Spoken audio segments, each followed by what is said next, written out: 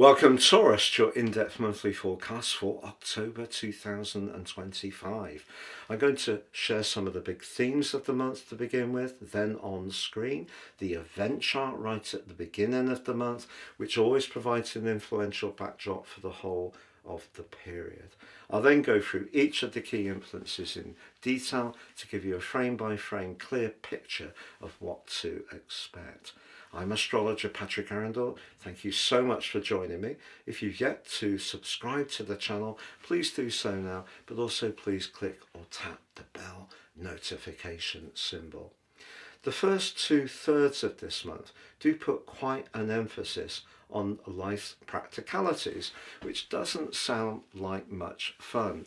But you know, actually, if you come into this month with a positive intent and determination, there's a lot you can change in terms of those everyday details, which does actually make your situation that much better. But I think one of the things that's going to be important to you as this month goes on, Taurus, is collaboration. But it's going to be collaboration with a purpose. You want people to be as committed as you are to them or whatever you're jointly working on. And if they're not, the last third of this month is going to flag up a much more passionate and intense part of your nature that could see some real new beginnings around all sorts of connections, perhaps even some exciting relationship possibilities too. On the screen now is your event chart right at the beginning of the month. As ever, we need to be mindful of the sun and the moon, the two luminaries. The sun for you is in that 6th house. In the sign of Libra, that's very much about balance, fairness, communication.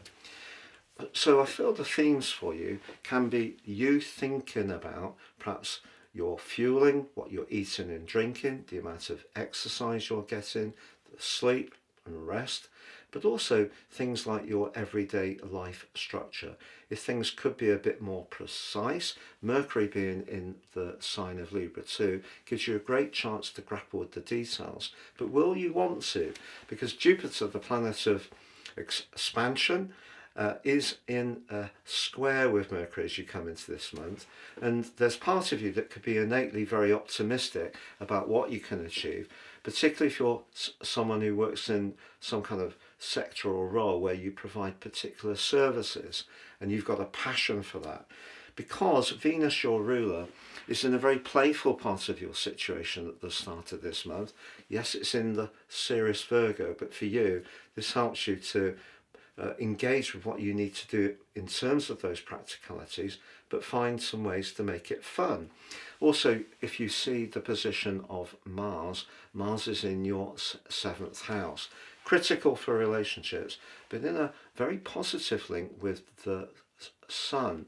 If you can find those ways to collaborate, you can do so with a lot of passion. However, I want to make you mindful of the position of Pluto. It's right at the top of your chart. He is going to be ending a long 5-month retrograde at the middle of this month, but he does retain a square with Mars, which really brought the celestial curtain down on September. If there has been some kind of power battle going on in any kind of relationship, however subtle it may be, if you feel that someone's trying to in some ways make you beholden, you feel at work that whatever you do never seems to come up to standard, that could be something that's quite triggering this month. Also, the moon's in the part of your chart that's making you much more mindful of what's fair, and obviously the sign of Libra is about fairness too. So fairness about those practical parts of your situation where you're showing dedication, where you're being supportive of others, where you're being very conscientious.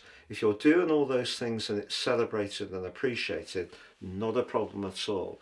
But if you're doing all those things and don't really feel seen or heard, as this month goes on, as I will share with you, you're going to push back. But just before I go into that, I want to share with you about my unique offer. You can order your personal natal forecast for year 2026 now, and I'll give you the rest of this year free. But also you'll get 30% off the individual prices, and you'll get your life roadmap report in my special package. That really helps you to understand the patterns that have played out in your life so far. All of us. It's totally unique to each person. But understanding those patterns and matching them to the forecast will help you to make your moves in the new year much more shrewdly.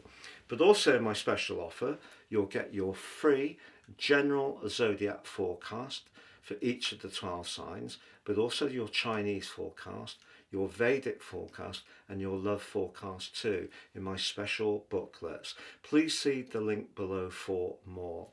So on the 6th of this month, Mercury moves out of that brittle 6th house, but into the 7th house, joining up with Mars. Now they're going to start to align from the 11th onwards, and they're going to come into an exact conjunction on the 20th. And that's really significant because Mars in the 7th house doesn't really like to take a step backwards. So if someone wants to be combative or forceful, we're not going to be steamrolled over. And as Mercury moves forwards, although Mercury in the 7th house is great to sharpen up our listening skills, I think you're going to want to be heard, and heard loud and clear as this month goes on. If you do feel that something around your work is out of kilter, it will come up on the full moon of the 7th. Watch out for kind of office politics and stuff like that, because that is a possibility. But the 13th sees your ruler Venus move into its other home sign of Libra. Libra, obviously, with Venus is about harmony. So you're looking for harmony in the sense that this month's story is about feeling respected and appreciated. And Venus does forge an immediately positive link to Uranus and Pluto. You could get a job offer around this part of the month. Maybe if you work for yourself, a new contractual possibility, and it could come from out of nowhere, but actually be very exciting for you. But what we are going to see with Pluto going direct on the 14th, it went retrograde on the 4th of May. If you have been unsure about your goals and ambitions in the interim months, I think those can be clarified for you as this month goes on. The 21st, however, is a new moon. A great opportunity, usually, the new moon in Libra, to be very virtuous and conscientious about your health and well-being over the following month. And you can do that. It's just, I think, if there are a lot of worldly pressures on you, particularly to do with your job, that may be something that weighs on that. The 22nd, however, sees Neptune, the planet of dreams, move back into your sector of friendship, where Saturn returned on the 1st of September. Now, through the latter part of this year and through to the 14th of February next year, when Saturn, after Neptune at the end of January, returns to Aries, that's going to be a key time for the psychological part of your situation. But between now and then, you may be asking some serious questions about some of your friendships. The 23rd, however, is really exciting. The Sun makes its way into your opposite sign of Scorpio. But because you already have Mercury and Mars in that location, remember coming into an exact conjunction on the 20th, your relationship sector really lights up in the last third of this month. If that's a part of life that's intriguing and interesting to you, the switch from those more practical things early in the month can be something that delights you. But there is a converse dimension. I feel all this energy in your 7th house can make you much feistier if you feel people have been taking you for granted. It can be a time when you really set your boundaries.